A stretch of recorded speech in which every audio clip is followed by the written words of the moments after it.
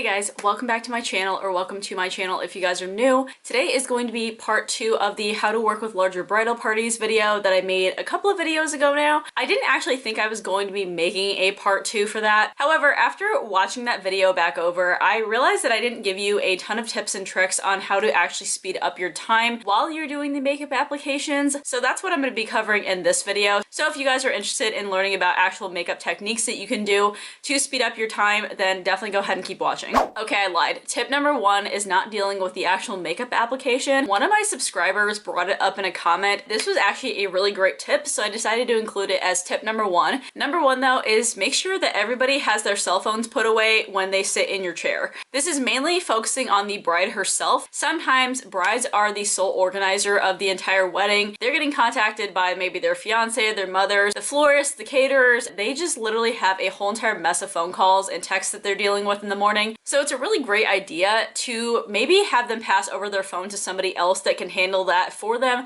while they're getting their makeup done. That way you won't have any sort of interruptions and you can solely focus on getting the makeup application done when you need to be done by. This also goes for other bridesmaids and the mothers of the bride, but most often this will probably be your bride themselves. Tip number 2 is that you want to make sure that you do simpler makeup looks on the bridesmaids. I always get questions from people over what type of makeup that you should do on the bridesmaids, or what the difference is between the bride's makeup application and the bridesmaids. The makeup applications that you do on the bridesmaids should be a lot simpler and not as dramatic, or maybe not as colorful as the bride's makeup application. I'm a natural makeup artist, so when I mean simpler, I mean like literally maybe 1 or 2 colors on the bridesmaids on the eyes and then a neutral lip. I usually don't throw on really bold lip colors unless a bridesmaid really wants it and the bride doesn't care, or if everybody is doing bold lip colors, that's the only way I will ever throw on a bold lipstick color or even a bolder eyeshadow look. But normally the bridesmaids are more toned down, so you want to do simpler lashes, a simpler eyeshadow look, a simpler eyeliner look, so no winged liner, no cut creases, no loose glitter, maybe just do powders instead of creams, or maybe one instead of the other. You never want to compete with the bride. You want to more so just be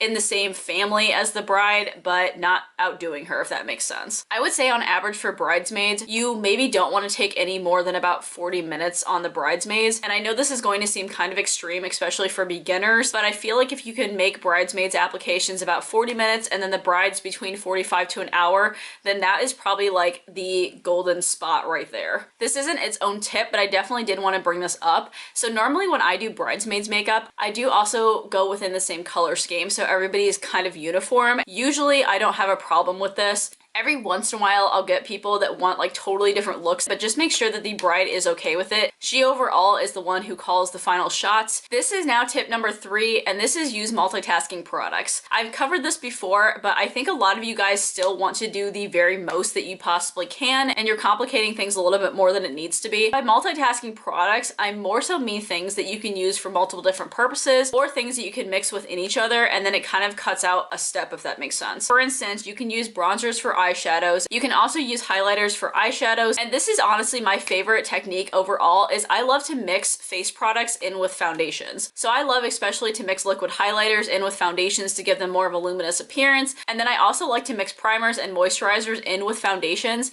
to cut out a little bit more steps. If you're not having to apply primer separately and moisturizer separately, then you can mix everything into the foundation and then apply it from there. Just make sure that your bases are correlating with each other, and by this I mean don't mix something that has an oil base and something that has a water base, because obviously oil and water don't mix. Also, if you're using a silicone based foundation, silicone does not vibe very well with products that are not silicone based. So for instance, the Face Atelier foundation that I have doesn't really mix very well with moisturizers because the majority of moisturizers are water based. Just do your research, look up the ingredients on the websites that you get them from and everything. If you ever have problems with your face products separating, that might be the reason that this is happening. As far as mixing products, this is another technique that I really like doing.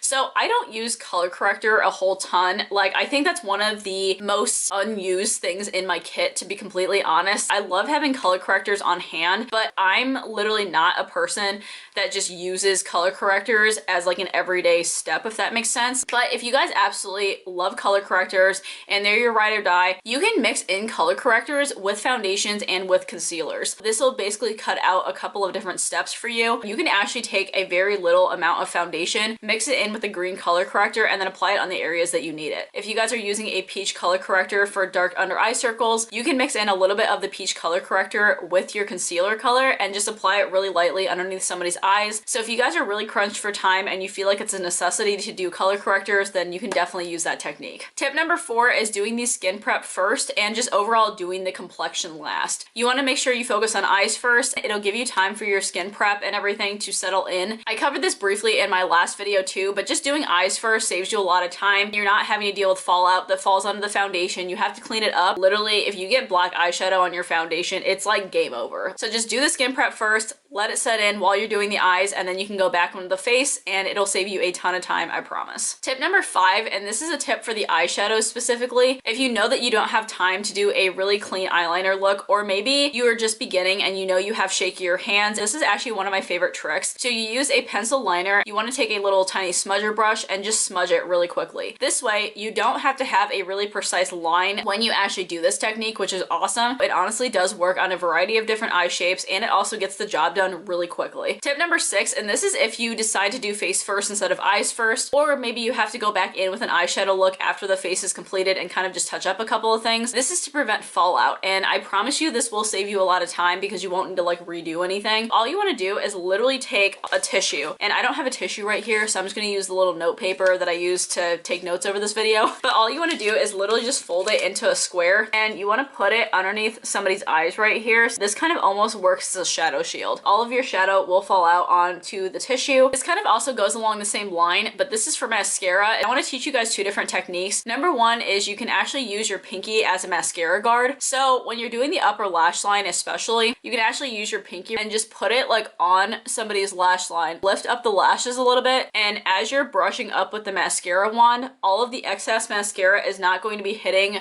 their lid right here and ruining all of your hard work. It's going to be going onto your pinky instead. And then also for mascara, I would actually go in with my bottom lash mascara first before I went in with the top. If you go in with the top mascara first, you obviously have somebody close their eyes or look down or something, you apply the mascara, and then immediately usually you go in with the bottom lash mascara and have somebody look up to do the bottom lashes. But when somebody looks up, their lashes might be touching the tops of the lids right here. And then you have a whole bunch of mascara mess to clean up on the top. But if you do the lower lash line first, when they look up, there will be nothing on the top. And then you have them look down, do the uppers, and no mascara gets all over the place. Then this is actually the last tip that I have for you guys. This is actually a prep step that you can do before the actual makeup applications, but I just feel like this saves a ton of time, is pack individual brush sets for each client. So number 1, this is more hygienic. Even though you use brush cleaners, they only kill about 99.9% of the bacteria. To clean brushes 100%, you have to deep clean them, but of course nobody has time for that. That's why we use spot cleaners. However, spot cleaners are only meant to be used when you actually are using it on the same person. Otherwise, it does not sanitize it 100% to use on the next client. So please have separate brush sets for each person. I'll actually pack them in individual pouches.